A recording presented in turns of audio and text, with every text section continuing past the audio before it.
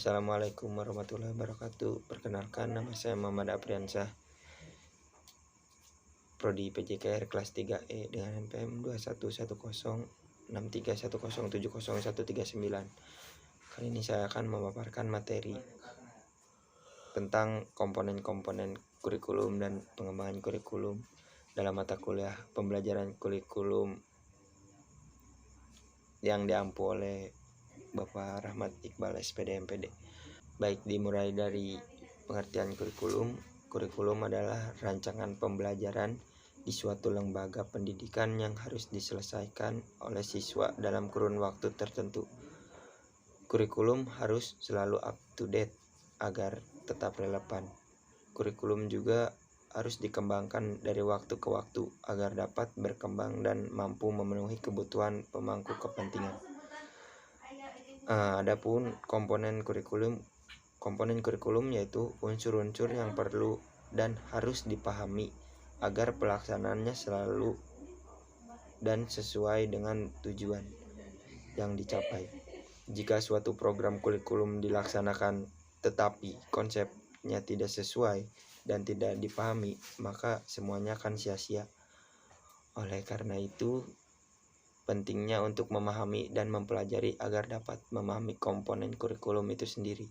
Komponen merupakan bagian integral dan fungsional dari suatu sistem kurikulum karena komponen itu sendiri berperan dalam membentuk sistem kurikulum.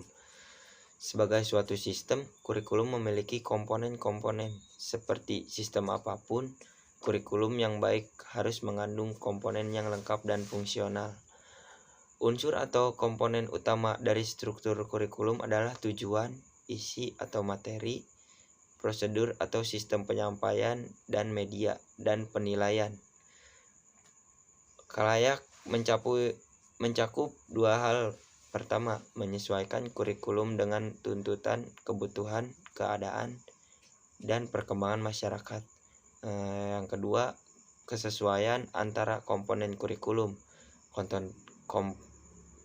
konten berbasis tujuan, proses berbasis konten atau tujuan, dan proses kurikulum penilaian berbasis konten dan tujuan. Komponen kurikulum. Yang pertama, komponen tujuan. Faktor objektif berkaitan dengan arah atau hasil yang diharapkan. Pada tingkat mikro, tujuan kurikuler berkaitan dengan misi dan visi sekolah dan tujuan yang lebih sempit seperti tujuan mata pelajaran individu dan tujuan proses pembelajaran.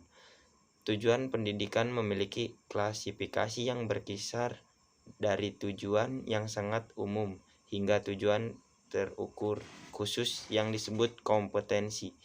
Tujuan pendidikan dibagi menjadi 3. Yang pertama, tujuan pendidikan nasional atau TPN. Tujuan yang bersifat paling umum dan merupakan sasaran akhir yang harus dijadikan pedoman oleh setiap usaha pendidikan. 2. Tujuan institusional atau TI. Tujuan ini harus dicapai oleh setiap lembaga pendidikan.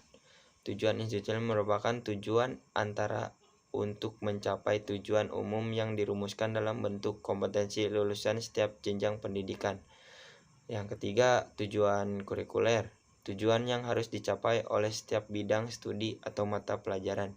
Tujuan kurikuler dapat didefinisikan sebagai kualifikasi yang harus dimiliki anak didik setelah mereka menyelesaikan suatu bidang studi tertentu dalam suatu lembaga pendidikan.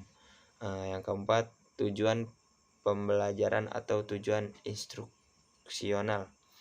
Tujuan pembelajaran atau yang disebut juga dengan tujuan instruksional merupakan tujuan yang paling khusus.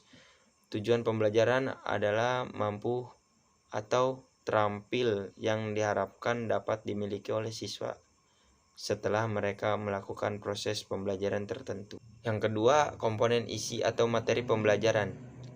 Isi kurikulum merupakan komponen yang berhubungan dengan pengalaman belajar yang harus dimiliki siswa.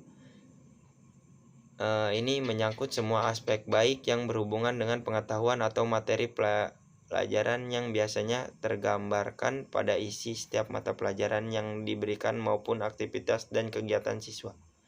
Fuadudin mengemukakan beberapa kriteria yang digunakan untuk menyusun materi kurikulum.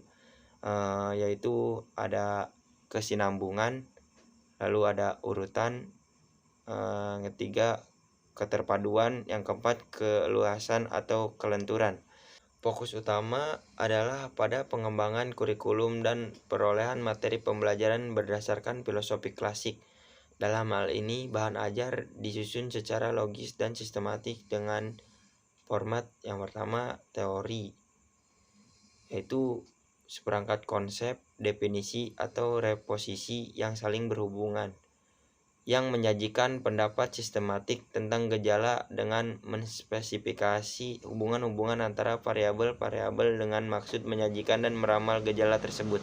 Yang kedua ada konsep, suatu abstraksi yang dibentuk oleh organisasi dari kekhususan, merupakan definisi singkat dari sekelompok fakta atau gejala. Yang ketiga generalisasi, itu kesimpulan umum berdasarkan hal-hal yang khusus, bersumber dari analisis, pendapat, atau pembuktian dalam penelitian.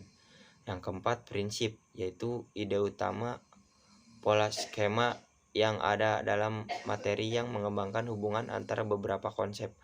Yang kelima prosedur, yaitu seri langkah-langkah yang berurutan dalam materi pelajaran yang harus dilakukan peserta didik. Yang keenam fakta, sejumlah informasi khusus dalam materi yang dianggap penting, terdiri dari terminologi, orang, dan tempat serta kejadian. Yang ketujuh istilah, yaitu kata-kata pembedaraan yang harus dan khusus yang diperkenalkan dalam materi.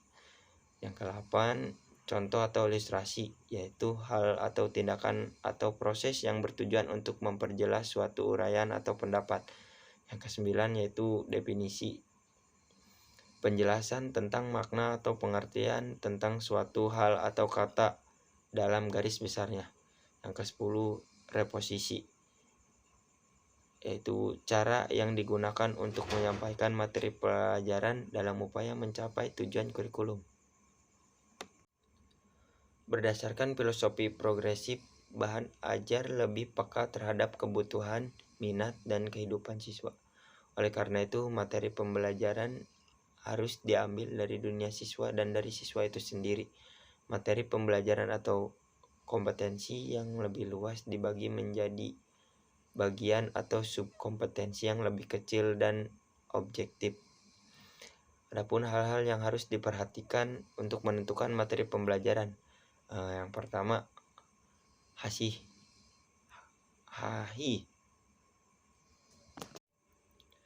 Yang pertama, valid, dalam arti materi yang dituangkan dalam pembelajaran benar-benar telah teruji kebenarannya.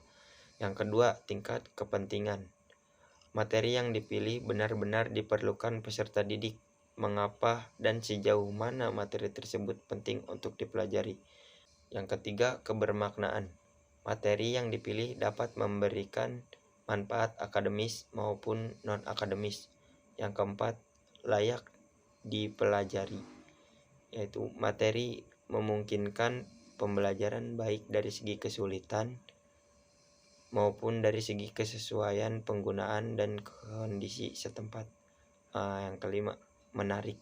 Materi yang dipilih harus membangkitkan minat, motivasi pembelajaran yang berkelanjutan, membangkitkan rasa ingin tahu, dan merangsang dorongan untuk lebih mengembangkan keterampilan seseorang. Isi atau materi kurikulum hakikatnya adalah semua kegiatan dan pengalaman yang dikembangkan dan disusun untuk mencapai tujuan pendidikan. Secara umum, isi kurikulum itu dapat dikelompokkan menjadi yang pertama, logika, yaitu pengetahuan tentang benar atau salah berdasarkan prosedur keilmuan. Yang kedua, etika, yaitu pengetahuan tentang baik, buruk, nilai, dan moral.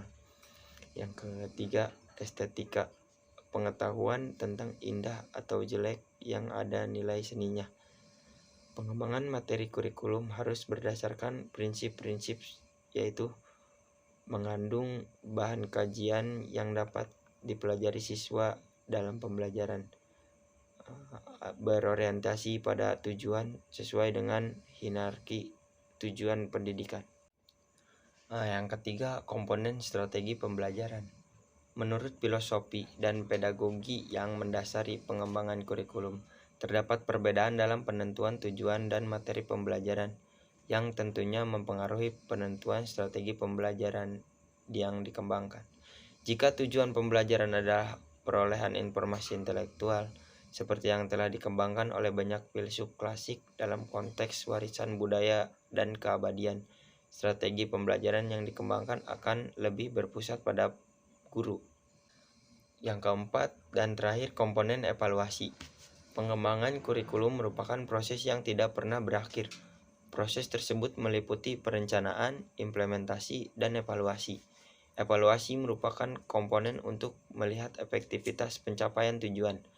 Dalam konteks kurikulum, evaluasi berfungsi untuk mengetahui apakah tujuan yang telah ditetapkan telah tercapai atau belum, atau untuk evaluasi yang digunakan sebagai umpan balik dalam perbaikan strategi yang ditetapkan.